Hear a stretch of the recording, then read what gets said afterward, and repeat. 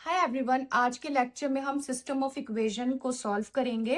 अब हमारे पास different case है। प्रीवियस लेक्चर में हमने एक ऐसा केस सॉल्व किया था जिसमें हमारे पास एक इक्वेशन लीनियर हो और दूसरी क्वाड्रेटिक हो। लेकिन अब हमारे पास क्या सीन है कि दोनों इक्वेशंस हमारी क्वाड्रेटिक हैं। ना सिर्फ ये बल्कि उन दोनों इक्वेशन में जो दोनों अननोन वेरिएबल्स हैं दोनों की डिग्री 2 है। ठीक है। जैसा कि आप देख सकते हैं कि मेरी first equation 8y² negative Z square plus 9 equals 0। यहाँ पे अननोन वेरिएबल क्या क्या है, y एंड z, और दोनों पर पावर क्या है, 2 means square. So it means that के आपके पास ये क्वाड्रेटिक इक्वेशन है और साथ साथ दोनों वेरिएबल्स की डिग्री 2 है। और आपके पास सेकेंड इक्वेशन भी इसी तरीके की है, 3y² plus z square equal 31। Okay जी। सबसे पहले तो हमारी जो फर्स्ट इक्वेशन है उसमें जो प्योर कांस्टेंट है हम उसको राइट साइड पे मूव करवा देते हैं। ठीक है। आपकी इक्वेशन आपने रीअरेंज करके लिखी है, 8y² minus Z square equals +9 on the right hand side move करने पर -9 हो गया, जिससे आपने इक्वेशन 1 का नेम दे दिया है।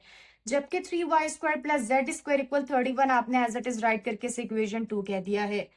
आपने क्या करना है, when ever you have a case like that जिसमें आपके पास दोनों वेरिएबल्स की डिग्री 2 हो, तो ऐसे केस में इट्स बेटर कि आप इस पर या तो एडिशन मेथड अप्लाई कर दें या सब्ट्रैक्शन मेथड अप्लाई कर दें।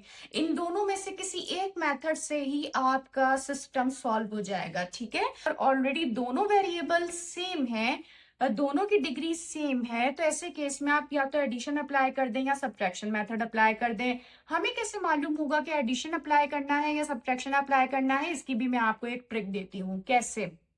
आपने ये देखना है कि अगर आपके पास दोनों इक्वेशन में दोनों वेरिएबल में से किसी एक वेरिएबल में भी अगर ऐसा सीन हो कि उनके ऑपोजिट साइन हो, ठीक है, तो ऐसे केस में आपने हमेशा एडिशन मेथड की तरफ जाना है।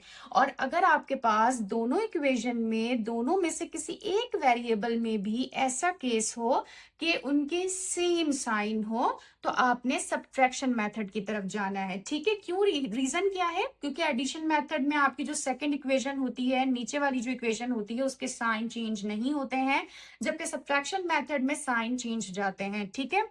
तो हम कैसे अप्लाई करेंगे, आप देखें कि आपके इस सिस्टम में आपके पास जेड स्क्वायर जो फर्स्ट इक्वेशन में वो नेगेटिव है और सेकंड इक्वेशन में वो पॉजिटिव है, तो मैं सिंपली एडिशन मेथड अप्लाई कर दूंगी। मैंने दोनों इक्वेशंस को ऐड किया है। ठीक है। अच्छा जी, एडिशन में आप देख सकते हैं नीचे वाली इक्वेशन के साइन तो चेंज नहीं होंगे, as it is same sign रहेंगे और आपके ये दोनों टर्म्स कैंसिल हो जाएंगी। तो यहाँ पर जब आप एडिशन करोगे 8 + 3 it equals to 11 y² as it is, जबकि on the right hand side -9 है, जबकि 31 आपके पास क्या है, पॉजिटिव है।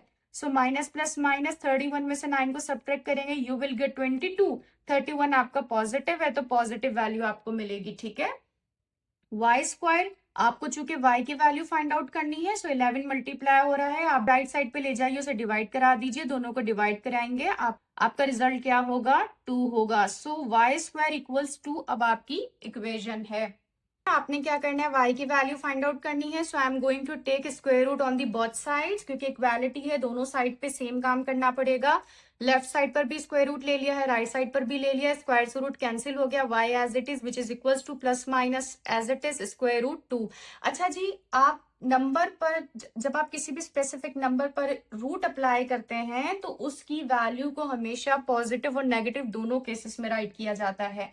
आपका एक अननोन वेरिएबल y था, उसकी वैल्यू आपको मिल चुकी है। अब आपका दूसरा अननोन वेरिएबल z है, आपको उसकी वैल्यू फाइंड आउट करनी है। तो आप क्या करेंगे, इस y की वैल्यू को इन दोनों में से किसी भी एक इक्वेशन में पुट कर दीजिए और अपनी दूसरे अननोन वेरिएबल की वैल्यू फाइंड आउट कर लें। मैंने यहाँ से इक्वेशन 2 पिक की है, आप इक्वेशन 1 पिक कर लीजिएगा, तब भी आपको यही आंसर मिलेगा। 3y² plus z square equal 31। आप देख सकते हो यहाँ पे मुझे y² की वैल्यू रखनी है, तो मैं अगर y की वैल्यू रखूंगी और उसका स्क्वायर करूंगी या मैं y² की डायरेक्टली वैल्यू रखूं, एक ही बात है। सो मैंने y² की वैल्यू रख दी है विच इज 2, z² अपनी जगह, on the right hand side 31 है, 3 × 2 6 प्लस z² इक्वल 31, z² अपनी जगह है, 31 प्लस का 6 on the right hand side move करेगा, -6 हो जाएगा, दोनों को सब्ट्रैक्ट करूंगी, आई विल गेट 25। जाहिर है मुझे यहाँ से z की वैल्यू फाइंड आउट करनी है, so I take square root on both sides, square से रूट कैंसिल, z रिमेनिंग है, जबकि square root of 25, 5 is the answer, लेकिन चूंकि रूट लिया है तो प्लस माइनस दोनों केसेस में आप राइट करोगे।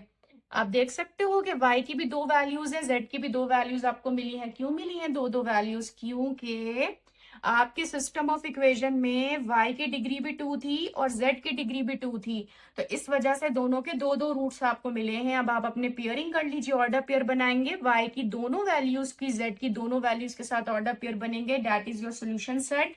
किस तरीके से? पॉजिटिव स्क्वायर रूट का पॉजिटिव 5 के साथ ऑर्डर बनेगा, फिर पॉजिटिव स्क्वायर रूट का नेगेटिव 5 के साथ ऑर्डर पेयर बनेगा। उसके बाद नेगेटिव स्क्वायर रूट का नेगेटिव 5 के साथ ऑर्डर पेयर बना लीजिए, और नेगेटिव स्क्वायर रूट का पॉजिटिव 5 के साथ ऑर्डर पेयर बना लीजिए। तो यही आपका सॉल्यूशन सेट है।